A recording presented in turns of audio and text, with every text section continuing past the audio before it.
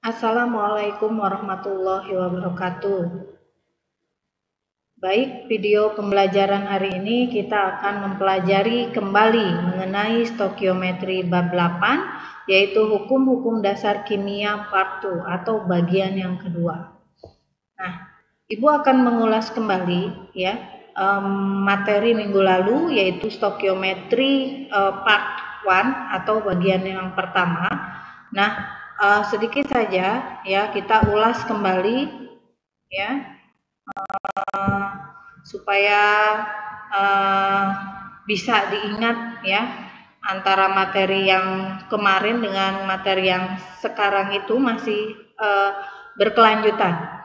Nah, di sini minggu lalu sudah dibahas ya stokiometri bagian pertama, yaitu hubungan antara mol, jumlah mol, massa, jumlah partikel, dan volume zat. Nah, ini digambarkan dengan ini ya. Nah, pada stokiometri bagian pertama ini di mana volumenya berada dalam kondisi standar, yaitu dalam kondisi STP. Ya, masih ingat singkatan dari STP? Ya, masih ya. Standar temperature pressure, ya.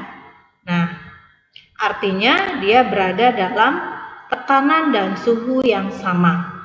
Nah, kemudian ya, kita lanjutkan apa itu volume molar ya. Volume molar gas adalah volume 1 mol gas ya. Mol itu kalian sudah pernah pelajari kan minggu lalu, mol itu adalah sama dengan jumlah zat ya. Kemudian volume 1 mol gas pada 0 derajat Celcius 1 atmosfer dalam kondisi STP adalah 22,4 liter.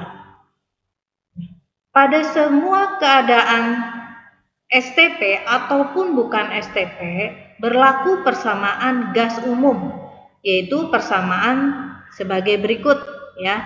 Ini sama dengan VV sama dengan nRT atau dikenal dengan persamaan gas ideal ya. Nah, kita perhatikan ya.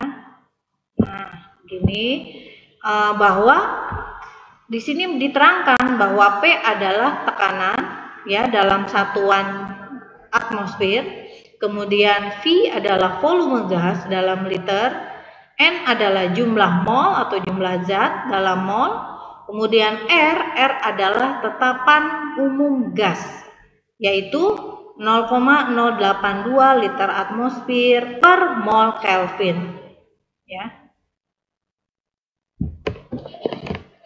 Ya, baik, kita lanjutkan ya. Nah, kemudian T di sini adalah suhu dalam Kelvin ya, suhu mutlak ya dalam Kelvin. Kita lanjutkan lagi ya. Ini adalah persamaan gas ideal yang Ibu sampaikan ya. Nah, persamaan gas ideal ini adalah nantinya akan kita bahas dalam stokiometri bagian yang kedua. Nah, baik ya, mengacu pada rumus yang pertama, yaitu di mana stokiometri atau konsep mol dalam kondisi standar ya, di mana volumenya itu berada pada STP, yaitu 0 derajat Celcius dan 1 atmosfer tekanannya. Nah, ini yang digunakan pada stokiometri bagian yang pertama ya, di mana mol itu sama dengan gram per ARMR sama dengan volume standar per 22,4 liter sama dengan jumlah partikel dibagi 6,02 kali 10 pangkat 23. Nah, ini harus kalian hafal ya. Nah, baik ya. Jika bukan, nah selanjutnya apabila kondisi volume itu berada dalam bukan atau tidak dalam keadaan standar, maka persamaan gas ideal yang digunakan untuk mencari volume dan jumlah mol ya. Nah, Seperti ini ya, ini adalah persamaan gas ideal. Nah, ini satu-satu sudah dijelaskan ya. Nah, di sini sudah diterangkan sebetulnya ya. Jadi kita pahami bahwa jika ya apabila ya tidak berada dalam keadaan bukan STP, maka persamaan yang digunakan adalah VV sama dengan nRT. Ya. Nah, kita lanjutkan. Perlu diingat, biasanya tekanan itu simbolnya P ya. Ya, kita ingat ya bahwa tekanan itu adalah simbolnya P. Ya. 1 atmosfer sama dengan 76 cm Hg atau sama dengan 76 mm Hg atau sama dengan 10 pangkat 5 Pascal atau sama dengan 760 torr. Nah, inilah satuan dari tekanan. Ya, apabila kalian menemukan soal di mana tekanannya tidak 1 atmosfer atau yang lainnya, maka inilah variasi atau macam-macam satuan dari tekanan ya. Nah, kemudian pada saat P dan T yang sama ya. Nah, umumnya pada soal UTBK ya. Nah, jika pada saat ya tekanan dan suhu yang sama, maka ya ini ada super trik. Rumus yang digunakan adalah V1 sama dengan N1 sama dengan V2 sama dengan N2. Di mana volume V1 sama dengan volume gas 1, V2 sama dengan volume gas 2, N1 sama dengan mol gas 1 dan N2 sama dengan mol gas 2. Nah, ini berupa perbandingan. Jika dalam soal itu disebutkan berada pada P dan T yang sama. Ya, umumnya ini variasi soal UTBK. Ya. Kita lanjutkan. Nah, di sini ada contoh soal. Ya. Hitung volume gas CO2 0,1 mol jika diukur pada suhu 37 derajat Celcius pada tekanan 0,4 atm atau atmosfer. Nah, kita perhatikan ya, pada bagian A ini suhunya tidak atau bukan bukan tidak standar, bukan pada posisi STP ya. Nah, berarti di sini sudah berbeda. Kalau STP itu pada saat STP itu kan T-nya 0 derajat Celcius, kemudian P-nya 1 atm. Ya, ini STP. Tapi di sini ternyata bukan STP, di mana T-nya sama dengan 37 derajat Celcius dan P-nya sama dengan 0,4 atmosfer. Dan diketahui bahwa tetapan gas idealnya adalah 0,082 ya, kurang 2 ya, liter atmosfer, mol, min 1 dan Kelvin min 1. Ini satuan dari tetapan gas ya. Nah, kemudian yang B. Nah, yang B ini pada P dan T yang sama jika 14 gram nitrogen ya, di mana ARN-nya 14 ya, berapakah volumenya pada berapakah ya P dan T yang sama? Hitunglah volumenya. Ya, ini volume gas nitrogen berarti dia 4 liter. Ya. Nah, baik. Kita lanjutkan lagi. Nah, ya. Kita akan menjawab. Karena pada soal yang pertama diketahui tidak dalam keadaan standar ya, bukan STP ya, maka di sini tadi sudah dijelaskan P-nya 0,4 atm dan T-nya adalah berapa? 20 apa 37 ya. Kita cek lagi ya. Di mana suhunya adalah ya. Suhunya 37 derajat Celcius, ya. 37 derajat Celcius. Nah, kita tinggal masukkan saja. Ya, di sini PP maka berlakulah hukum gas ideal. Jadi yang kita gunakan adalah PP sama dengan nRT, ya, atau P kali V sama dengan N kali R kali T. Nah, kita tinggal masukkan saja P-nya 0,4. Nah, V-nya ini adalah yang dicari sama dengan 0,1 mol. Nah, ini molnya. Kemudian tetapan gas idealnya adalah 0,082 liter. Ya, kemudian suhunya T-nya 310. Nah, kenapa suhunya menjadi 310? Ya, perhatikan di sini ada ya, kita perhatikan hubungan mol dengan volume bukan STP, di mana suhunya itu yang kita gunakan adalah dalam Kelvin, di mana 0 derajat Celcius ditambah 273. Nah, di sini ya berarti ya bukan 37 derajat Celcius yang digunakan. Jadi dirubah dulu ke Kelvin. Nah, dirubah dulu ke Kelvin, kan 0 derajat Celcius ditambah 273, maka suhunya 37 ditambah 273, maka hasilnya 310 derajat Kelvin, ya, seperti itu. Maka ya V sama dengan 0,08 dibagi 4 dikali 310, ya.